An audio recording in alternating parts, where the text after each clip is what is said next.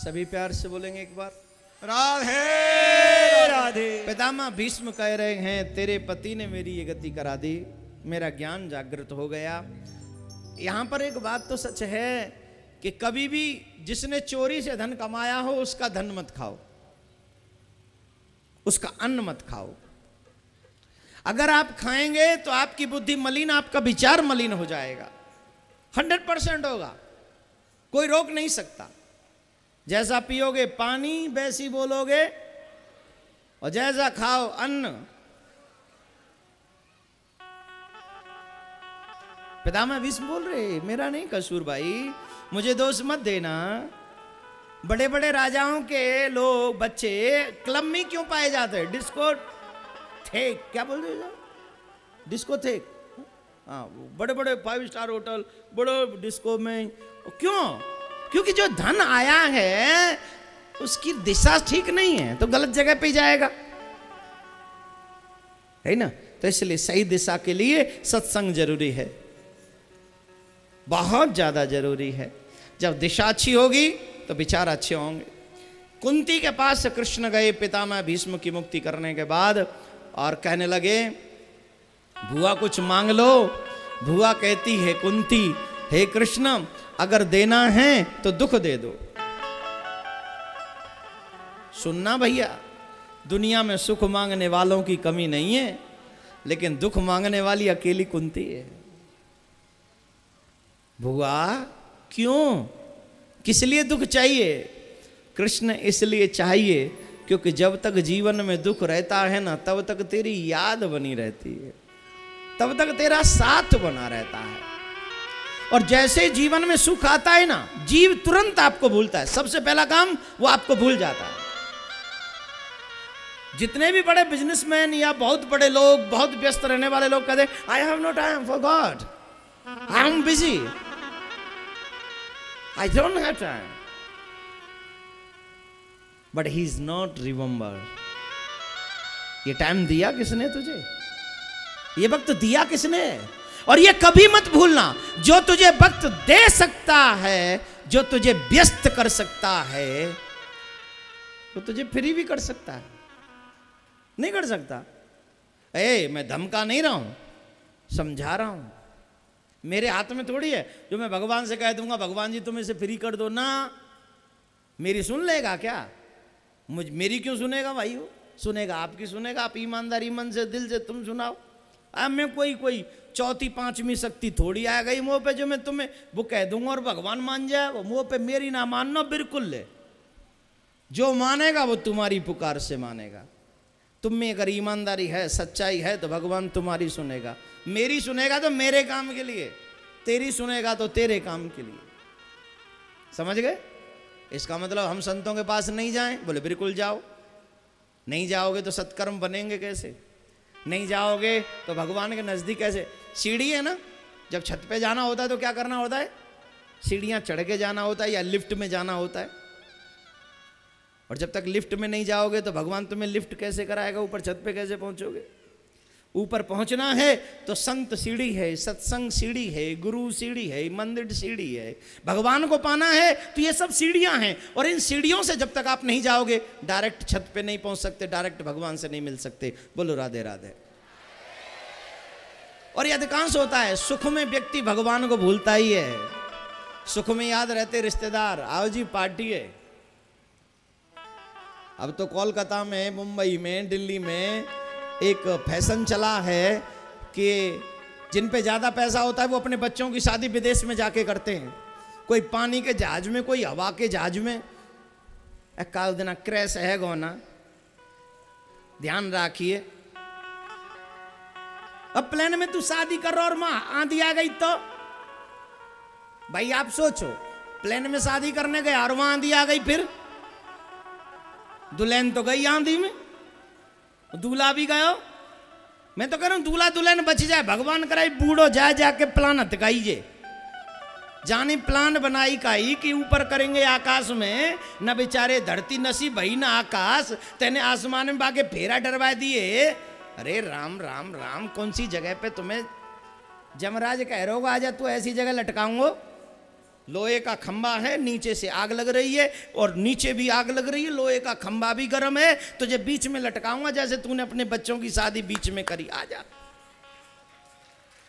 आजा।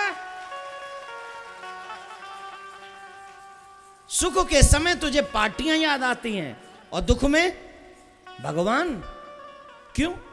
अब क्यों? बुलाना उन रिश्तेदारों को जो तेरे यहां खाने आते थे। अगर तू दुखी है तो भगवान को मत बुला, अब बुला उन रिश्तेदारों को जो तेरे यहां सिर्फ खाने आते थे, सूट और टाई पहन पहन के, कॉलर उठा उठा के। आजा। सब किनारा कट जाएंगे, फोन भी रिसीव नहीं करेंगे। तेरे घर में इनकम टैक्स का छापा एक बार पड़ा नहीं, कोई रिश्तेदार उस दिन तेरा फोन उठा जाए तो गारंटी। क्यों?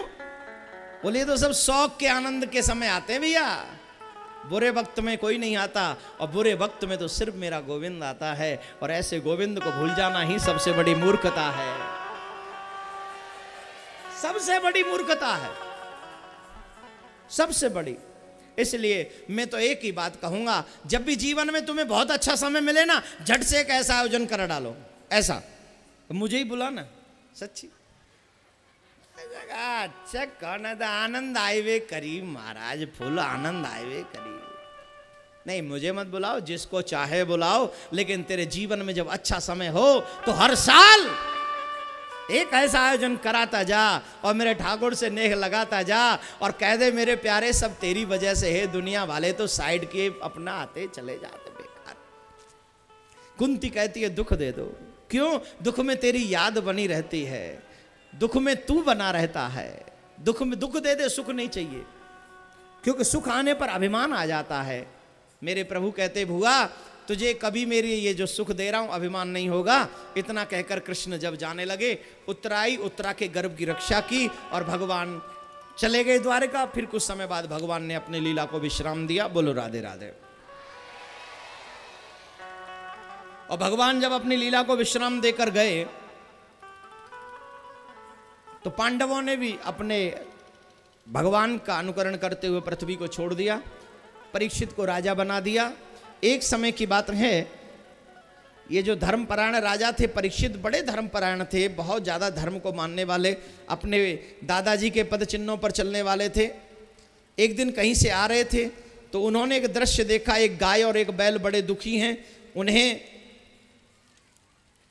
एक व्यक्ति जो कि राजा जैसा भेष बनाकर खड़ा है, तत्र गोमिथुनम राजा हन्य मानव नाथवत, उन्हें मार रहा है, उन्हें ऐसे पीट रहा है जैसे उनका कोई स्वामी नहीं है। राजा ने सारथी से कहा रथ रोको। राजा दौड़ कर गए, वो व्यक्ति जो पीट रहा था वो हट गया। तो बैल एक पांव पे खड़ा है, 3 पांव टूटे हुए हैं बैल के। गाय भी रो रही है, उसकी आंखों से आंसू आ रहा है। पूछा बैल से आप कौन है? बोले महाराज मैं धर्म हूं। गाय से पूछा आप कौन हैं? महाराज मैं पृथ्वी हूं। और तुम्हारी ये दशा किसने की? बोले ये कलयुग ने, ये जो हमें मार रहा है ये कलयुग है। सतयुग में धर्म के 4 चरण हैं, त्रेता युग में 3 चरण हैं, द्वापर युग में 2 चरण हैं, और कलयुग में धर्म का मात्र 1 चरण है। धर्म के 4 चरण तप, दया, दान और शौच, और 3 चरण धर्म के टूट गए। तप नहीं है, आज का व्यक्ति तपस्या नहीं कर सकता, तपस्या का दिखावा कर सकता है। मुझे तो बड़ी हंसी आती है, कई बार सुनता हूं तो अब बोलना नहीं चाहिए पर बोल दूं, फिर भी नहीं बोलता, फिर भी समझा देता हूं आपको। बहुत से लोग कहते हैं इतने साल हिमालय में तपस्या करने के बाद हम आए हैं। काहे क्यों आए? जब इतने साल आपने तपस्या कर ली तो फिर यहां आए क्यों? तपस्या करने के बाद तो वहीं रहना चाहिए।